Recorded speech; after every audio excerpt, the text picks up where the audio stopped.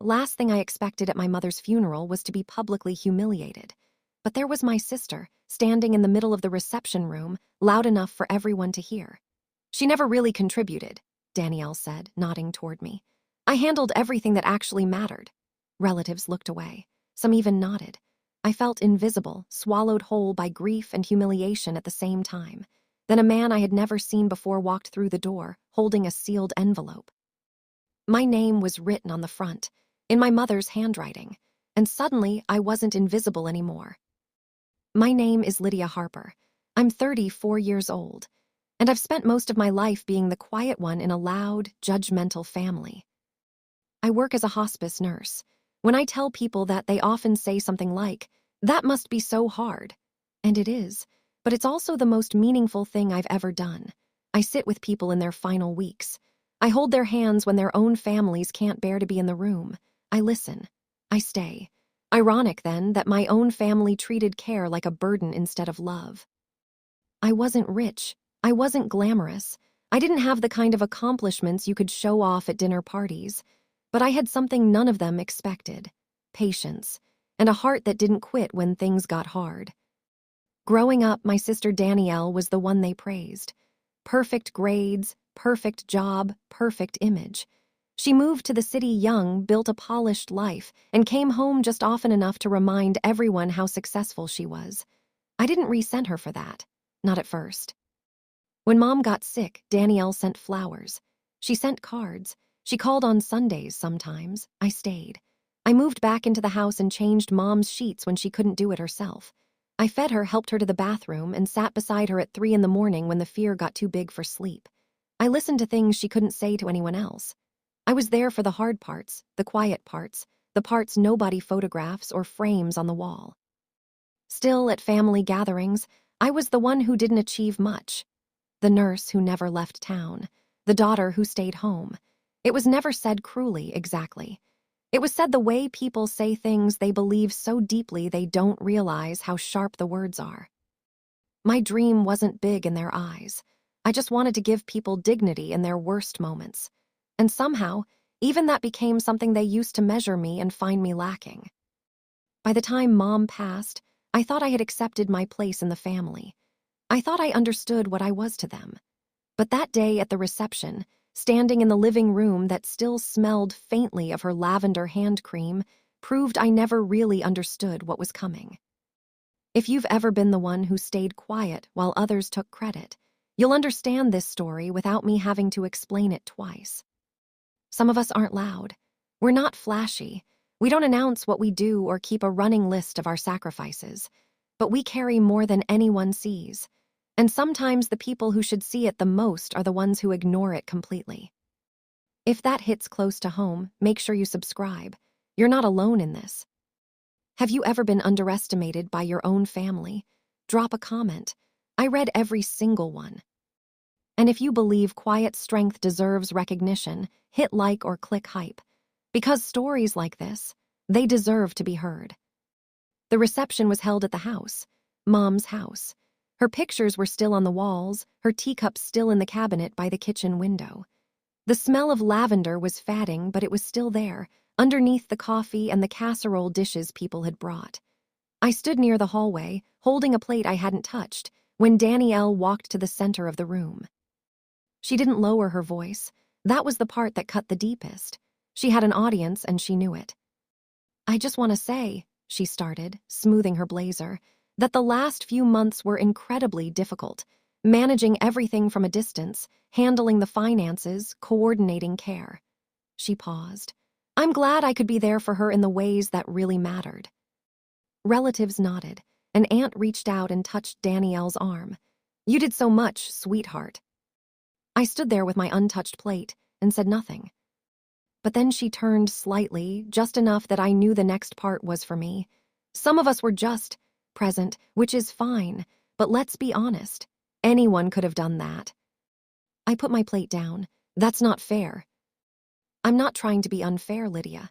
I'm being honest. You weren't here, Danielle. You don't know what those months looked like."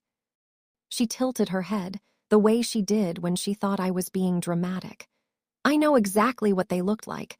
I was involved in every real decision. The room went quiet, not completely, but enough. People looked at their shoes, their coffee cups, the window. Then she smiled, the kind of smile that doesn't reach the eyes. I mean, you weren't even part of the important conversations. That's just the truth. The humiliation sat in my chest like a stone. I wanted to disappear. I had felt this before, this specific feeling, but never this openly, never in front of everyone, never at her funeral. Then the door opened. A man walked in, calm, composed, gray suit, a briefcase in one hand and in the other hand, a sealed envelope. He looked around the room until his eyes found me. "Ms. Harper," he said, "Lydia Harper." I raised my hand slightly, like a child in class. He walked toward me and held out the envelope. My name was written on the front in my mother's handwriting. Her looped L, her small I would know it anywhere. "This was meant only for you," he said quietly. She was very specific about that. Danielle stepped forward immediately. "What is that? What's in it?" "I'm not at liberty to say." "That's our mother's estate. Anything related to it is family business." "This particular item," the man said without raising his voice, "was addressed to Lydia alone." Every eye in the room landed on me. I felt them the way you feel heat from a fire. Danielle's expression had shifted. She was no longer performing. She was watching me the way a person watches something they're not sure they can control. I looked at the envelope. I looked at her. And for the first time in longer than I could remember, I didn't wait for permission. I took the envelope, turned, and walked down the hall to the back bedroom. Alone. To open it by myself. I should have known Danielle wouldn't let that moment pass quietly. By the next morning, the story had already changed shape. I heard it through a cousin who called me, uncomfortable but clearly curious. "She's telling people you're trying to take things that aren't yours." A pause. "I'm just saying that's what she's saying." That was the first blow. She built the narrative fast, and she built it well. Suddenly, I was the suspicious one, the one who had disappeared with a mysterious envelope, the one who had something to hide. Relatives who had barely spoken to me at the reception were now apparently very concerned about the estate. Then came the second hit. I found out the main will had already been read. Privately, apparently, some weeks before Mom passed. I hadn't been notified.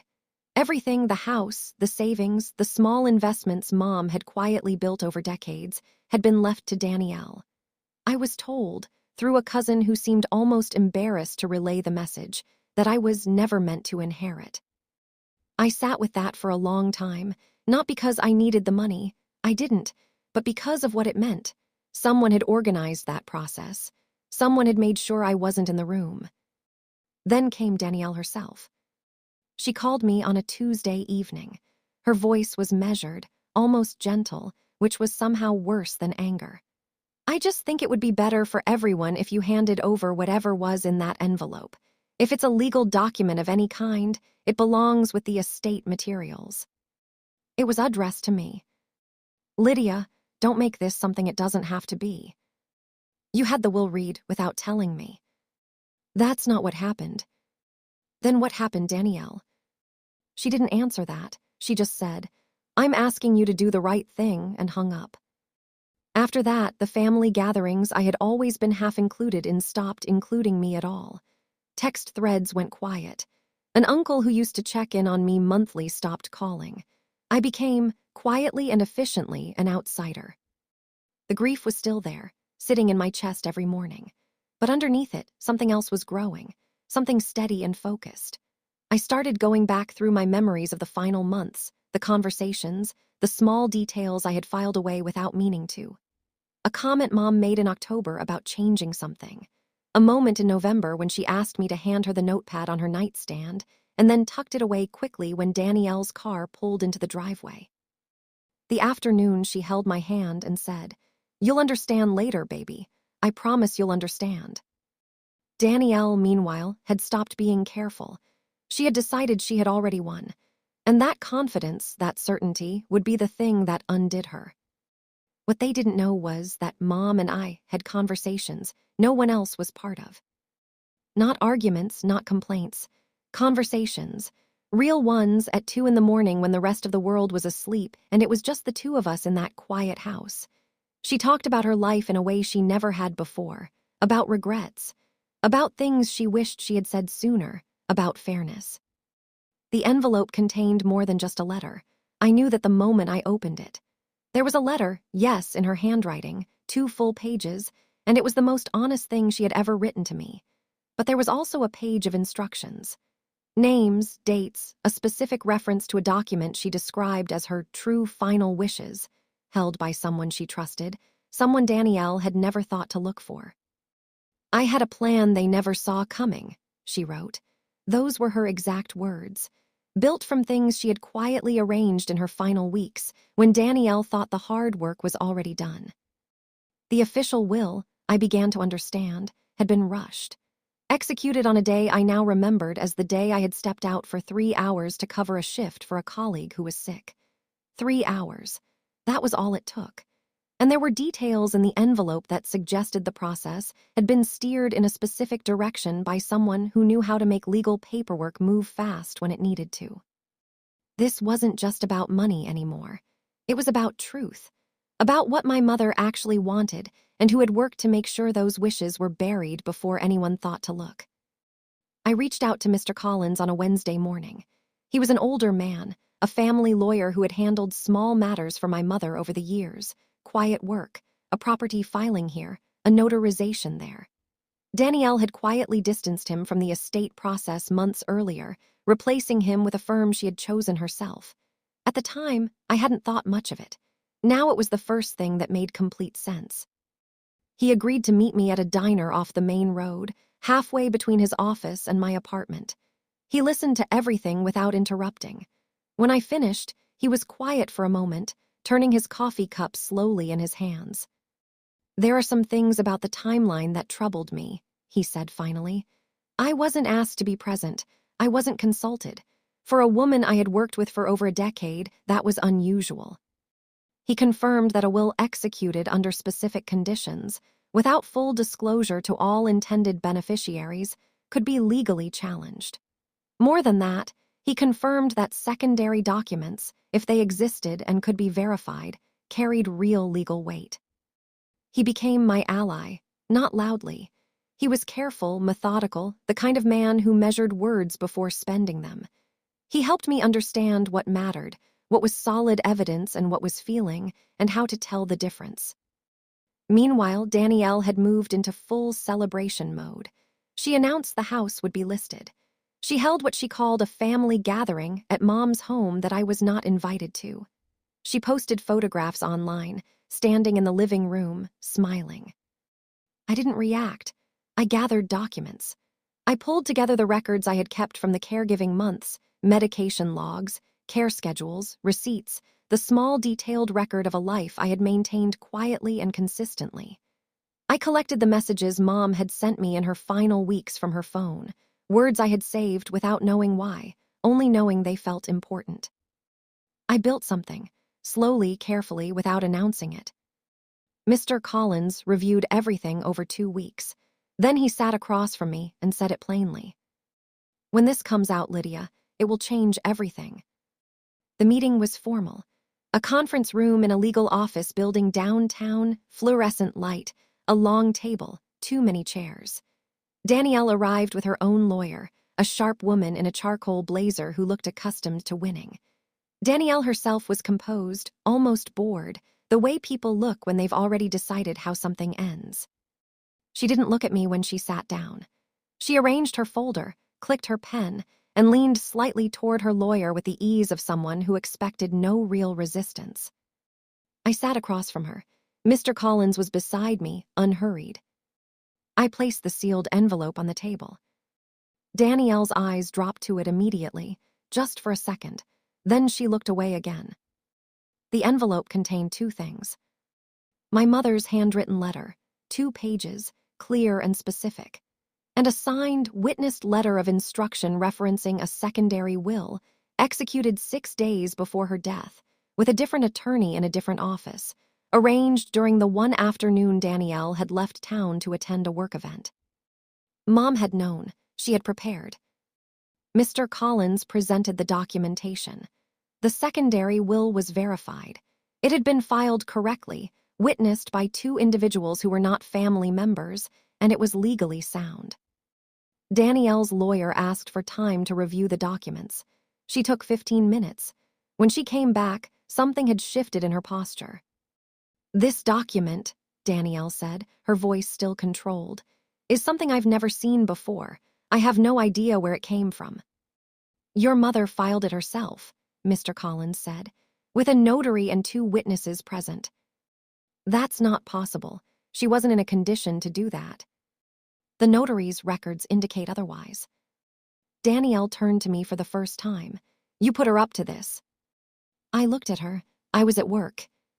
"You manipulated her." "I was covering a shift. You were the one in the house that day, Danielle. You were the one who had the original will executed." The room went very quiet. The truth in my mother's letter was simple. She wanted equal shares. She said so clearly, in her own words, without ambiguity. But she also wrote something else. She wrote that she had watched me for 3 decades. She wrote that she had seen what I did when no one was watching.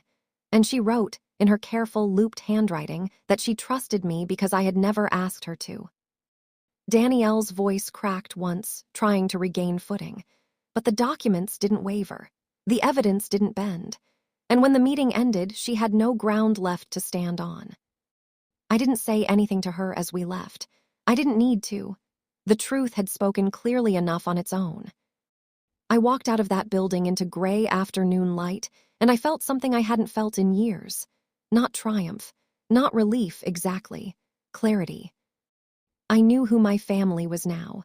Not who I had hoped they were, not who I had told myself they might become, but who they actually were.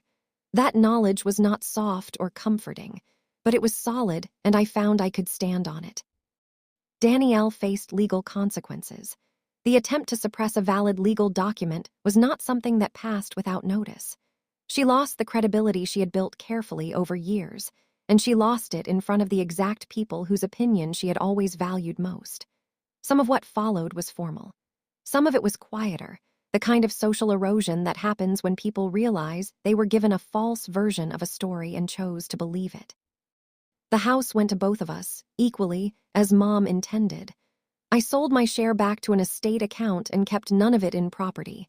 What I kept was the letter. Some relatives reached out after everything settled. Calls and messages, carefully worded, testing the temperature of a bridge they had helped burn. I didn't slam any doors. I simply set them where they needed to be, not closed completely, but honest. I was no longer willing to stand in rooms where I had to earn my place by shrinking. I went back to work. My patients didn't care about wills or legal meetings or family politics. They cared about the person sitting beside them, and I was good at that. I had always been good at that. Being underestimated didn't break me. Looking back now, I think it was the thing that clarified me. When no one is watching, when no one is applauding, when the room has turned its back on you, you find out very quickly what you're actually made of. I found out I was made of something that didn't need their approval to hold its shape. This story is about being underestimated and proving your worth without losing yourself in the process. If you've ever been dismissed, ignored, or treated like you didn't matter by the very people who should have seen you clearly, I want to hear your story. Drop it in the comments. Your voice matters here. Don't forget to subscribe for more real stories like this one, and share this with someone who needs to remember their strength today. Click hype to help this story reach the people who need it most. Sometimes the people who doubt you the most are the ones who push you into discovering what you're truly capable of. You don't need to prove yourself to everyone. You don't need to be louder or flashier or more visible to be worth something. You just need to stop shrinking. Stop waiting for permission to trust what you know is right. If this story stayed with you, share it with someone who's been through something similar. Let's build a space where voices like yours are heard, not dismissed, not minimized, not erased. And if you're still here at the end of this, watching and listening, you already know the truth about yourself. You are stronger than they think.